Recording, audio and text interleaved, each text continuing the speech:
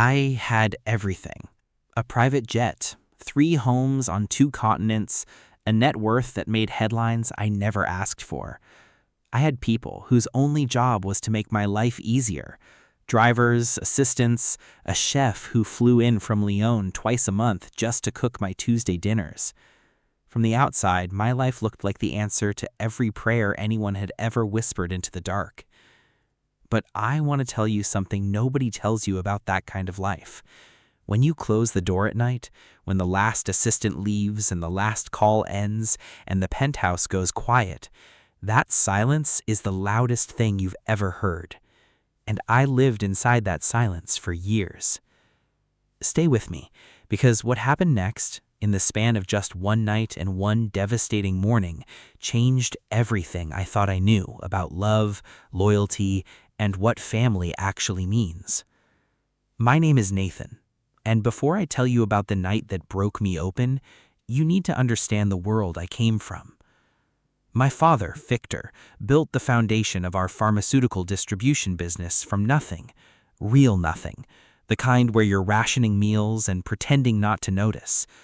I watched him work with a ferocity that I admired and feared.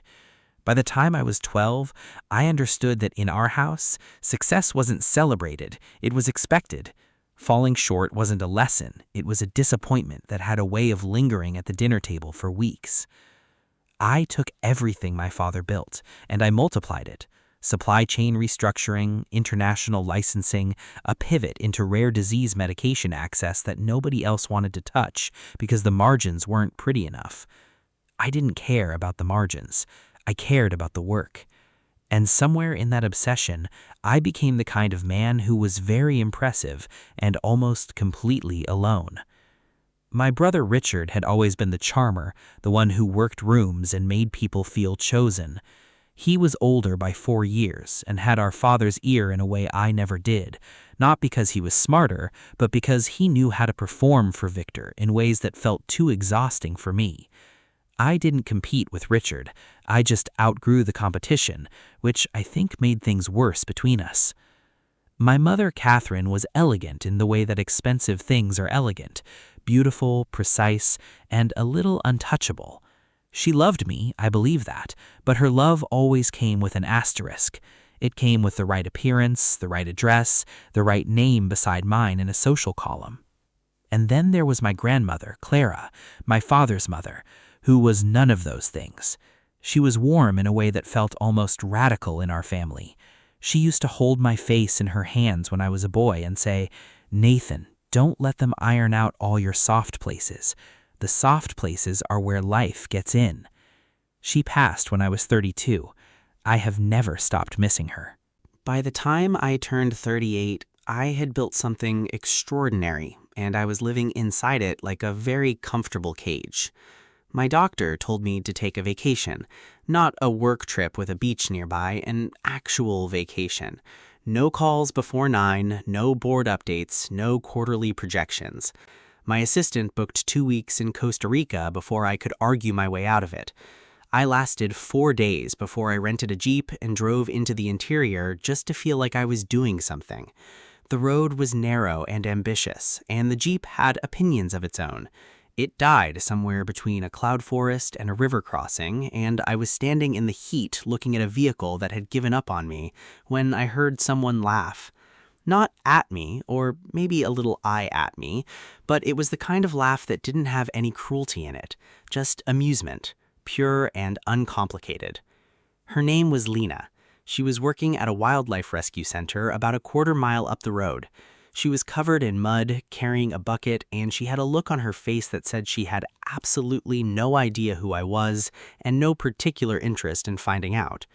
She helped me call a mechanic, offered me water from a bottle she had already been drinking from, and walked me back to the center to wait. We talked for 3 hours about conservation funding and bureaucratic failures and a parrot named Gerald who had learned to say "not now" to every visitor. She made terrible coffee and handed it to me like it was a gift. I drank all of it. She never asked what I did. She asked what I cared about. I sat there for a moment, genuinely not knowing how to answer that. I had opinions on markets, on logistics, on policy, but what did I care about? When was the last time someone had asked me that? I extended my stay for 4 days, then by another 5. I told my assistant it was for rest. That was only partially a lie. What followed was 14 months of something I don't have a clean word for. We lived on opposite sides of the world.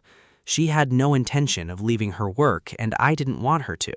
There was something about the fact that she had built a life that meant something to her that I found almost unbearably attractive.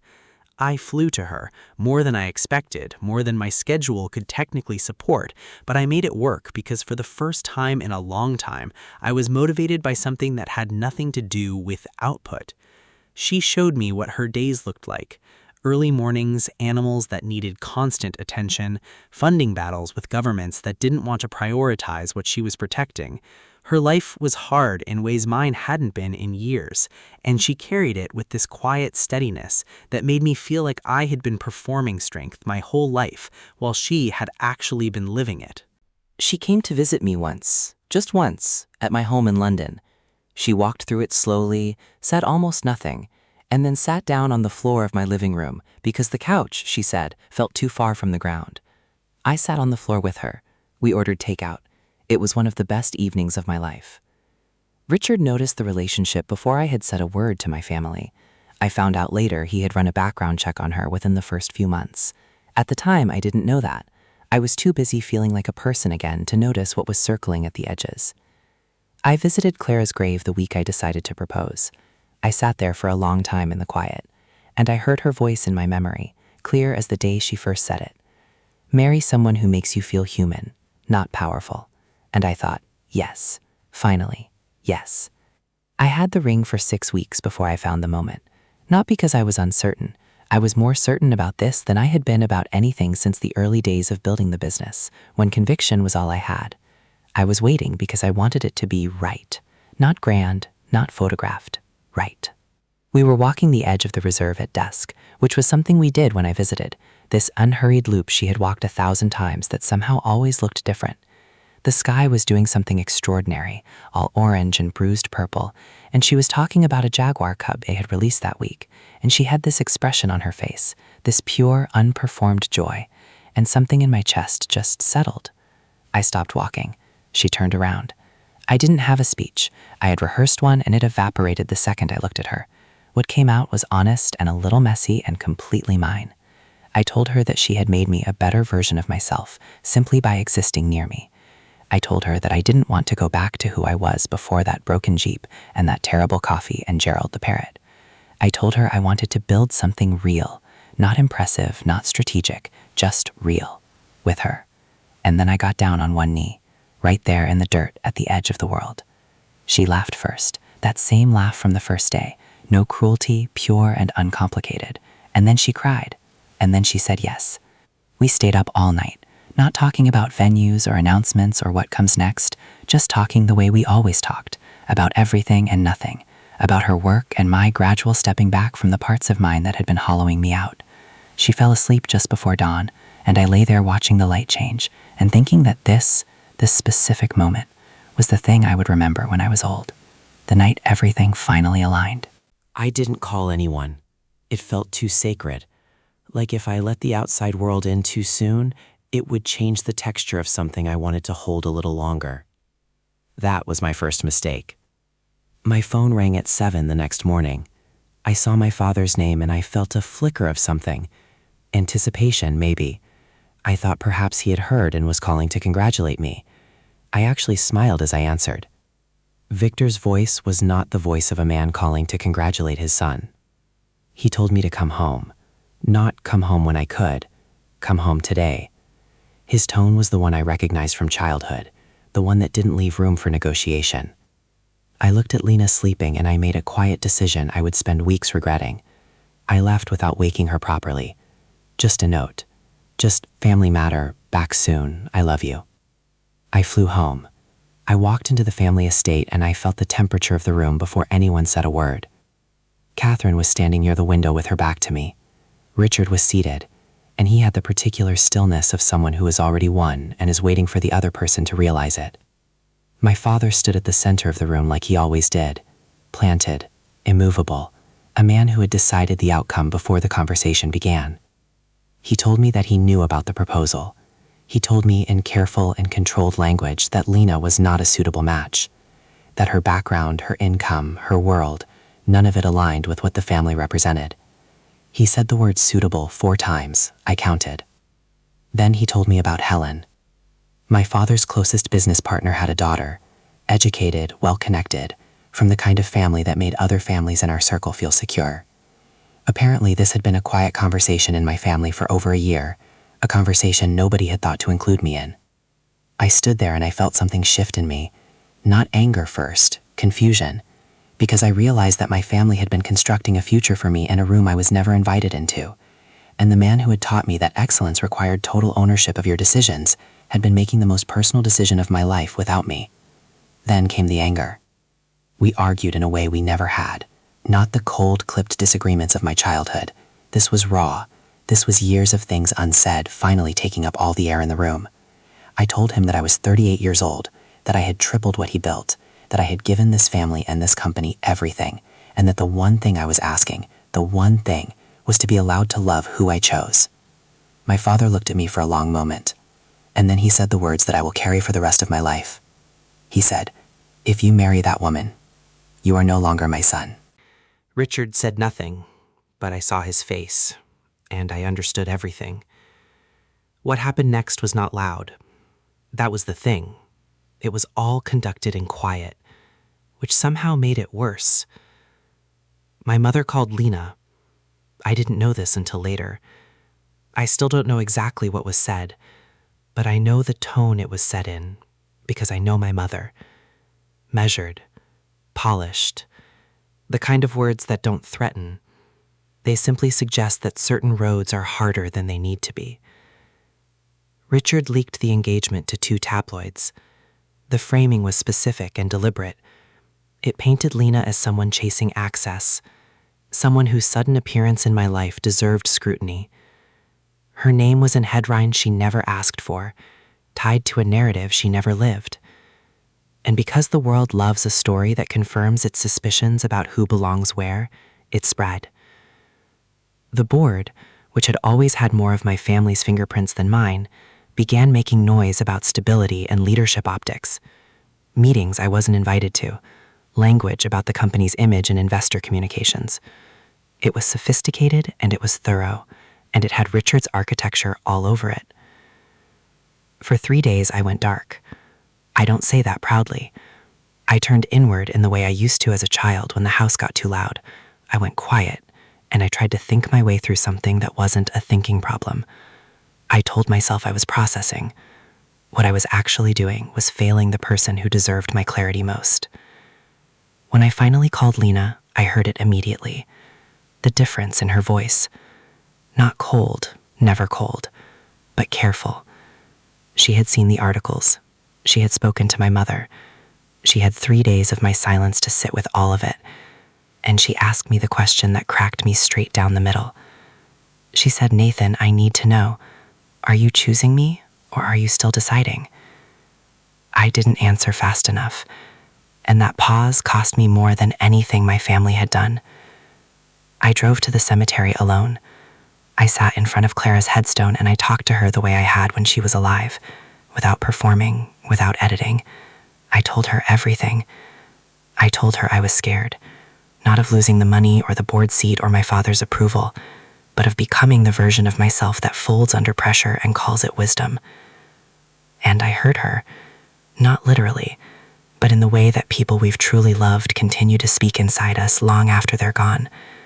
I heard her say what she had always said: the soft places are where life gets in. I had been trying to protect my soft places by hardening over them, and all I had done was trap myself inside the hardness. I made 3 decisions that day, and I moved on all of them before I could talk myself backward. I called Lena first. I told her the truth, without softening any of it. What my family had done, what I had failed to do, what the silence had been about, and what it hadn't been about. I didn't ask her to forgive me on the call. I just told her she deserved someone who chose her out loud, every time, and that I intended to be that person. She was quiet for a long moment, and then she said, "Okay, Nathan, show me." The next morning, I walked into the board meeting and announced I was restructuring my involvement in the family trust. I had spoken to my own legal team. The moves I had built independently over the years were mine, clean, documented, untouchable. I didn't need the inheritance. I didn't need the seat. I needed to look at myself without flinching. I found Richard alone that evening. I didn't raise my voice. I told him I knew exactly what he had done, the background check, the tabloids, the board conversations. I told him that I found it more sad than anything else, that a man with every advantage had spent his energy trying to pull down the one person in the family who had never competed with him. I told him we were done, not in anger, in clarity. I walked out and I didn't look back. Then I called my father. Last, because he was the hardest, because I still loved him, because you don't stop loving a parent just because they've broken something important. You just have to decide what you're willing to break to keep the love alive. I told him I loved him. I told him I was grateful for what he had built and what he had sacrificed. And I told him that I was done asking for his approval, not out of rebellion, but because I finally understood that waiting for it had been the thing slowly taking my life apart from the inside. He said nothing for a long moment. Then he hung up. I sat in the silence of my apartment, and for the first time, it wasn't the loud kind of silence. It was the quiet that comes after you've finally told the truth. Lena and I got married 6 months after that night at the reserve. 10 people, no press, no announcement until 2 days after, when we were already somewhere with no reliable Wi-Fi and no interest in what the headlines were doing. The ceremony was exactly what I had imagined when I got down on one knee, unhurried, unperformed, and completely ours. A small structure open to the sky, the sounds of the reserve in the distance, and the 10 people in the world who actually knew us standing in a quiet circle. My mother came. She said nothing to me about the previous months. No acknowledgement, no apology. But she came. She sat in the second row, and she cried when Lena walked in, and I choose to believe that meant something. My father did not come. 3 weeks after the wedding, a letter arrived at my office. His handwriting on the envelope. I recognized it immediately. Small, controlled, precise. I put it in the top drawer of my desk, and I have not opened it. Not because I'm not ready to forgive him. I think I already have, in the way that forgiveness sometimes happens before the other person has even asked for it. But because I'm not ready for whatever is inside to change what I've built in the quiet since then. Richard's manipulation didn't stay buried. These things rarely do. Within 4 months, the board members he had been working began to surface conversations and decisions that couldn't hold up to scrutiny. There were consequences, quiet ones, the kind that don't make headlines but reshape everything. I was not involved in those consequences. I didn't need to be. I had stepped back. And karma, it turns out, is remarkably self-sufficient. I want to leave you with the thing I keep coming back to, the thing I would tell my younger self if I could sit across from him in that empty penthouse at the end of another long night. The life that looks like the answer usually isn't. The approval you've been chasing from the people who should have given it freely. You can spend everything trying to earn it and still come up short. Not because you weren't enough, because that's not how conditional love works. The moment I stopped performing for the people who had never really been watching me, the moment I chose the woman who asked what I cared about instead of what I did, that was the moment my life actually started. I still have the business, I still have the homes, but I also have a woman who sits on floors and makes terrible coffee, and has never once made me feel like my value was tied to my net worth.